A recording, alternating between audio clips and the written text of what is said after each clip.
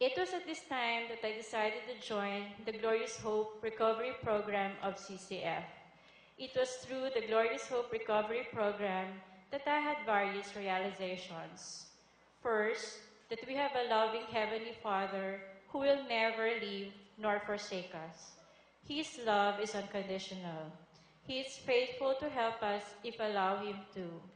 Second, I am powerless to change the people and my situation apart from God. Because of this, my relationship with my mom improved, not because she has changed, but my reaction to her changed. Also, I can never change my husband. It is only God who will change his heart. And third, the vacuum that I was trying to fill with worthless relationships can only be filled by Jesus. I allowed God to show me my true worth in His eyes and not in other people's eyes. Being part of Glorious Hope also allowed me to be surrounded by people who I know really care for hurting people like me. I am amazed how God can change people like me. I was a nobody, a sinner, yet God lifted me up from the mud. Psalm 41 verses 1 to 3 says, I waited patiently for the Lord. He turned to me and heard my cry. He lifted me out of the slimy pit, out of the mud and mire. He set my feet on a rock and gave me a firm place to stand. He put a new song in my mouth, a hymn of praise to our God. Many will see and fear and put their trust in the Lord. I am a work in progress as God continues to reveal issues that I thought I did not have. I believe God is using my life and experiences to be able to be a comfort to others and for other people to realize that nothing is impossible with God. Please pray with me for the salvation of my husband and the restoration of our marriage. To God be all the glory and honor.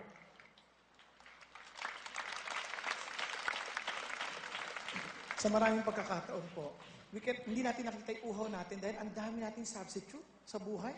Di ba? Parang akala natin ito na yung sagot, gagamit tayo ng iba. Ang daming substitute. At sabi ng Diyos, mauubos din yan. Dahil pagkatapos mo inom yan, uuhaw ka ulit. But once you drink the living water, that's the only time you will find that you will be thirsty again. Di ba nakakatuwa yun? Alam po ninyo, may isang bata. Sabi niya, nandun sila sa grocery kasama ng nanay niya. Sabi niya, Mami, gusto ko nito, parang siya yung mga beads, parang siyang perlas na hindi naman totoo. Sabi niya, Mami, gusto ko to. Sabi niya, sige anak, ganito yan, magkano yan? Tingnan natin. Okay, 50 pesos. Anak, ganito. 2 linggo, pag-ipunan mo yan, pag naglilinis ka sa bahay, bibigyan ka ng pera. Ang galing, no? Ang galing ng training nila, hindi na basta binibigyan ng pera eh. Pag uwi mo sa bahay, pagka may papagawa ko sa'yo, bibigyan ka ng pera, pag-ipunan mo. In 2 weeks, mababayaran mo na yan. Pwede mo nang bilhin. Sige, Mami, to make the long story short, nabili niya in 2 weeks. Uwi niya sa bahay, ang saya-saya niya. Tapos, mag-usap siya ng daddy niya, kikwento siya ng daddy niya. Sabi niya, Sweetheart, mahal mo ako? Opo, daddy. Kung talagang mahal mo ko, akin na lang yung perlas mo. Kasi yung perlas, parang yung kwintas mo, sabi niya, Daddy naman eh, yun na lang, horsey-horsey ko. Huwag na to. Yun na lang. Sige na. Sige, okay lang. Huwag ka maglala. Mahal pa rin kita. Tapos the following night, gano'n na naman, hiningi niya. Sweetheart, mahal mo ko? Opo, Daddy. Akin na lang yung kwintas mo. Daddy naman eh. Ayaw, huwag to. Yun na lang. Manika ako. Yun na lang. Bibigay ko sa iyo lahat yan. Yun na lang. Daddy, huwag ng problema. Mahal pa rin kita. Kami yung konti, nung pangatlong araw na, sabi niya, mahal mo ko? Opo. Akin na yung kwintas mo. Daddy, ito na ho. Binigay na. Binigay na yung kwintas. Kami yung konti, inabot ng daddy niya yung totoong perlas na kwintas. Sabi niya, anak, ito ang kailangan. Sa maraming pagkakataon, hindi natin matanggap na kailangan natin ng Diyos dahil ang dami nating substitute. At minsan may kanya-kanya tayong daladalang perlas. Nasasabi ng Diyos, akin na yan. Papalitan ko ng totoo. Pero kailangan mo na ibigay sa akin. Naintindihan po natin. Kaya ganun din yung babae. Saan ka kukuha ng tubig? Ang lalim-lalim ng balon. Ano, mas malaking dakila ka pa kay Jacob? Kung alam mo lang, kung alam mo lang, ito na yun. Naintindihan po? Nasabi niya, sige po, kailangan ko. Kasi niya, pangalawang bagay, you must come to the terms. Yung bang kailangan, agree with God's terms. Kasi hindi pa pwedeng, Lord, okay, gusto kita, pero sa paraan ko, ha? Hindi. Sabi ng Diyos, yung paraan ko, anak. Bitawan mo na lahat ng paraan mo, yung paraan ko. Naintindihan? Sabi niya, pansin niyo po, hindi madali yun. Bakit? Okay, sige, gusto ko na yung tubig. Sige na, tawagin mo na yung asawa mo. Ay, wala po akong asawa. Sabi niya, tama ka. Wala kang asawa, pero meron ka ng 5 naging asawa. At yung asawa mo ngayon, hindi mo asawa. Kung kayo yung babaeng yan, aba, walang ganyanan. Wala namang ganyanan. Buhay ko na yan eh. Hindi yung sabihin, eto hindi, ay, alam. Wala nang pa-excuse. Kasi ganun tayo. Pag sinabi, alam mo, ganito ka, ano ka, mag-explain pa tayo eh, dahil natin explanation. Hindi, ang totoo niyan, ganito lang yan eh, ganito yan. Hindi, ito na yung sinabi ng Diyos eh. Sige, tawagin mo na. Paano nyo alam? Alam nyo talaga. Sabi niya, mukhang propeta po kayo. Alam nyo, sumasamba ho kami sa bundok na ito eh. Pero yung, dito daw dapat sa bundok na ito. Sa Gerizim kami, sa Jerusalem sila, ano po bang tama? Alam nyo kayo, sumasamba kayo na hindi nyo alam. Pero ang pagsambay ganito, ganun pa man, dating ang araw, hinahanap ng Diyos ngayon pa rin. Ngayon pa lang, hinahanap ng Diyos ang totoong sasamba.